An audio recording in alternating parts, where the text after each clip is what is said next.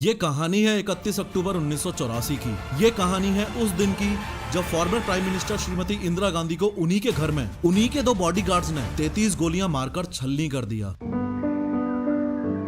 आज 3D animation की मदद से डिटेल में समझाऊंगा कि उस दिन सुबह से लेके प्राण त्यागने तक क्या क्या हुआ। लेकिन सबसे पहले आप इस कहानी की इंपॉर्टेंट लोकेशंस पे ध्यान दो। ये श्रीमती इंदिरा गांधी का रेसिडेंस था जिसे एक सफदरजंग रोड बोला जाता था, और ये उनका ऑफिस था जिसे एक अकबर रोड बोला जाता था।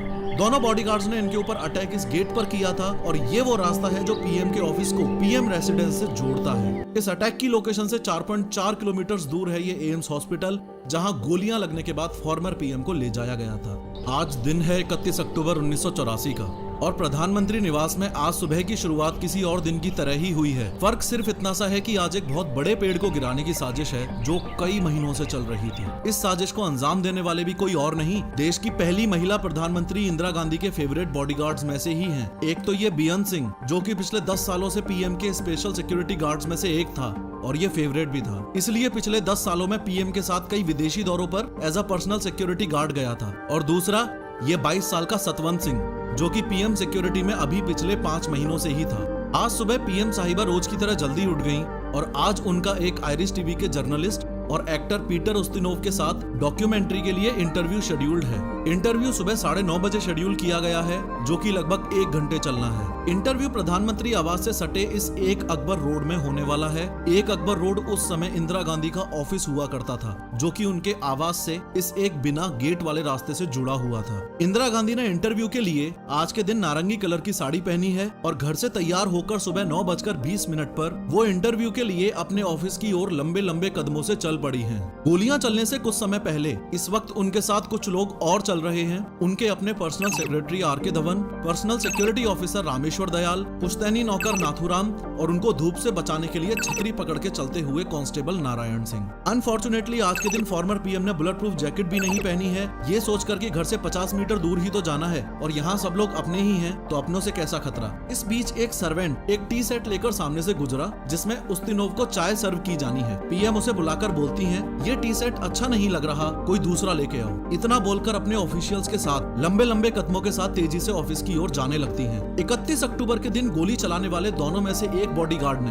यानी सतवंत सिंह ने, बहाना किया कि उनका पेट खराब है, इसलिए उसे शौचालय के नजदीक तैनात किया जाए। इस तरह बेअंत और सतवंत एक साथ इसी गेट पर प्लानिंग के तहत तैनात हैं। ये गेट जो कि पीएम ऑफिस और रेसिडेंस को जोड़ता है। जैसे जैसे इंदिरा गांधी ऑफिस की ओर तेजी से बढ़ रही हैं, वैसे ही पहला बॉडीगार्ड सब इंस्पेक्टर बेअंत सिंह उनकी ओर बढ़ने लगा। इंदिरा गांधी और बेअंत सिंह की आंखें मिली तो इंदिरा गांधी बेअंत को देख के मुस्कुराई और नमस्ते के लिए हाथ जोड़ने की पोजीशन में आई। ऐसा इसलिए क्योंकि इंदिरा गांधी बेअंत को 10 सालों से जानती थी, और रोज जब भी बेअंत सिंह इंदिरा गांधी को देखता तो नमस्ते करता था। इसलिए आज भी इंदिरा गांधी ने उसको अपने ओर बढ़ता देखकर सोचा कि नमस्ते बोलेगा, इसलिए इंदिरा गांधी ने पहले ही हाथ जोड़ लिए। लेकिन आज बेअंत सिंह का मिजाज बागियों वाला है। आज उसका मकसद कुछ अलग ही है। एकाएक बेअंत ने लगभग 9:25 पर अपनी .38 कैलिबर सर्विस रिवॉल्वर निकाली और तान दी इंदिरा गांधी पर। जब तक कोई कुछ समझ पाता, उससे पहले ही फायर के 3 राउंड बेअंत की रिवॉल्वर से निकल चुके हैं, और ये तीनों गोलियां इंदिरा गांधी की चेस्ट और एब्डोमिनल एरिया में लगी हैं, और यहीं से एक बड़े पेड़ के गिरने की दास्तान शुरू हो चुकी है। 3 गोलियां लगते ही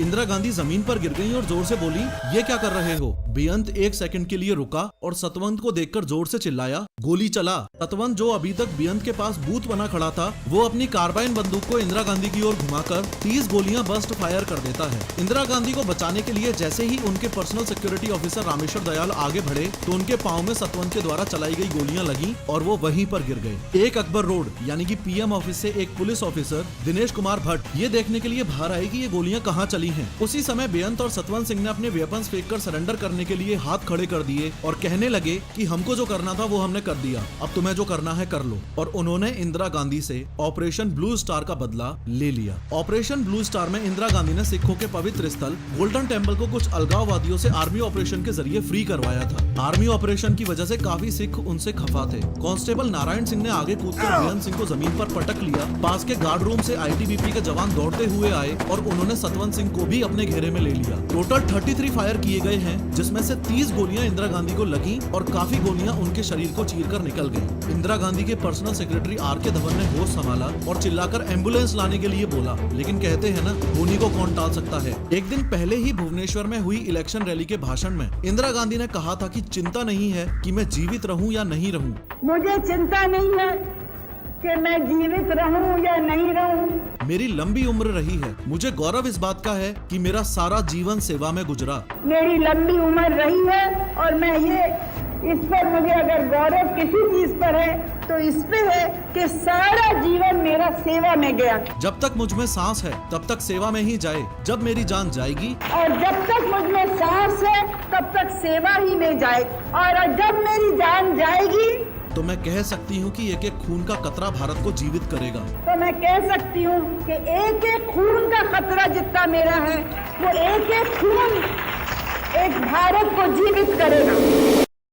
इंदिरा गांधी के कहे गए शब्द आज यानी 31 अक्टूबर 1984 को सच होते दिख रहे हैं। भारत की मिट्टी में वो अभी लहूलुहान पड़ी हैं। मानो समय रुक सा गया है और जो एम्बुलेंस लाने को बोला था वो अभी तक आई नहीं है। पीएम हाउस में हर समय एक एम्बुलेंस खड़ी रहती है, लेकिन आज के दिन उसका ड्राइवर वहाँ पर यानी कि पीएम आवास में ड्यूटी पर मौजूद नहीं है। यही सबसे पहला संकेत है कि आगे आने वाले घंटे इंदिरा गांधी के लिए बहुत ही मुश्किल भरे होने वाले हैं। गोलियों की आवाज सुनकर कांग्रेस लीडर माखनलाल फोतेदार इंदिरा गांधी के पास पहुंचे और एम्बुलेंस ना आते देख आर.के. धवन ने चिल्लाकर कोई भी कार निकालने के लिए कहा। इंदिरा गांधी को जमीन से आर.के. धवन और माखनलाल फोतेदार ने उठाकर सफेद एम्बेसडर कार की पिछली सीट पर रखा। आगे की सीट पर R K. Dhawan, Fotedar, security officer Dinesh Bhatt और ड्राइवर बैठे हैं। गोली की आवाज सुनकर सोनिया गांधी नंगे पांव ही गाड़ी की ओर दौड़ी। इंदिरा गांधी को इस हालत में देखकर वो उसी हाल में कार की पीछे वाली सीट पर बैठ गयी। उन्होंने खून से लथपथ इंदिरा गांधी का सिर अपनी गोद में लिया और कार बहुत तेजी से एम की तरफ बढ़ी। 9:31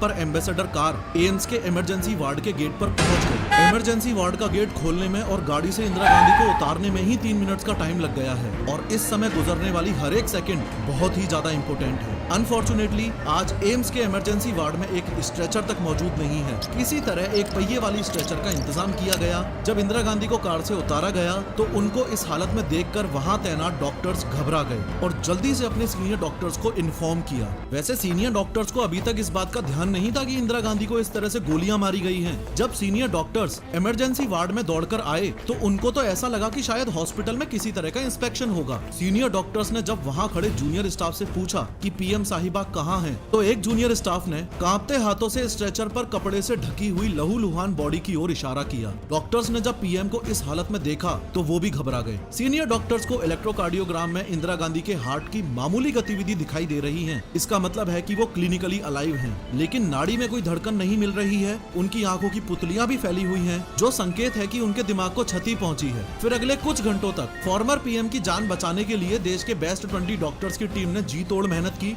यहाँ तक कि खून को रोकने के लिए 88 बोतल्स ओ नेगेटिव ब्लड भी चढ़ाया गया। 4 घंटे की कड़ी कोशिश की बदौलत 7 गोलियां इंदिरा गांधी के शरीर से निकाल ली गई हैं और ब्लड फ्लो को भी रोक दिया गया है। लेकिन डॉक्टर्स को इंदिरा गांधी के सर्वाइवल के चांसेस ना के बराबर लग रहे हैं। ऑपरेशन थिएटर के बाहर सोनिया गांधी का रो रो कर बुरा हाल हो गया है। इंदिरा गांधी के बेटे राजीव गांधी, जो कि बंगाल में होने वाले इलेक्शन की रैलियों के लिए गए हुए हैं, उनको इस इंसिडेंट के बारे में जब इन्फॉर्म किया गया तो राजीव गांधी तुरंत दिल्ली के लिए निकल गए। साथ में उस टाइम के प्रेसिडेंट जेल सिंह, जो कि विदेश दौरे पर थे, वो भी इंदिरा गांधी पर हमले की खबर मिलते ही तुरंत इंडिया के लिए रवाना हो गए। आने वाला समय देश और इंदिरा गांधी के लिए बहुत ही मुश्किल भरा होने वाला है। इंदिरा गांधी के लिए इसलिए कि अब एम्स के बेस्ट डॉक्टर्स भी कुछ ही समय में अपने हाथ खड़े करने वाले हैं। हॉस्पिटल के 8th फ्लोर पर अब तक काफी कांग्रेस लीडर्स आ चुके हैं और सबको ये तो अनुमान हो गया है कि अब इंदिरा गांधी को बचा पाना मुश्किल है। इसलिए यहाँ इसी फ्लोर पर एक दूसरे रूम में देश पर आने वाले मुसीबत पर मंथन चल रहा है। मुसीबत ये कि देश के सर्वोच्च लीडर्स यानी कि पीएम और प्रेसिडेंट दोनों में से एक तो अपनी जिंदगी की जंग लड़ रही है और दूसरा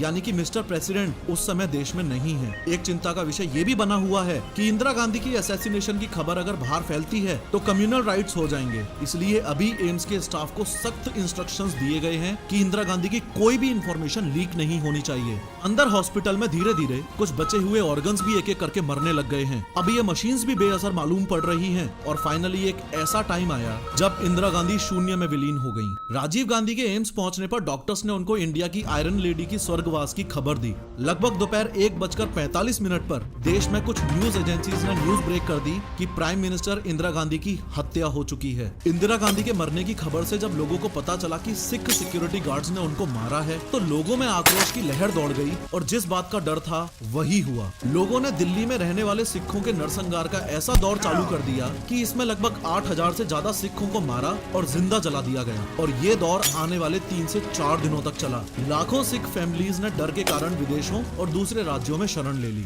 दिल्ली में एक तरफ तो दंगे चल रहे हैं, दूसरी ओर देश की पहली महिला प्रधानमंत्री की अंतिम विदाई का कार्यक्रम चल रहा है। 3 नवंबर 1984 को इंदिरा गांधी को सम्मान के साथ दिल्ली के शक्ति स्थल में उनके बेटे राजीव गांधी ने मुखाग्नि दी और इंदिरा गांधी पंचतत्व में विलीन हो गयी। ये कहानी है 31 अक्टूबर 1984 की। रुको, इस वीडियो में मैंने यंग इंडियंस में हार्ट अटैक के बढ़ते केसेस के एग्जैक्ट रीजंस बताए हैं, जरूर देखो।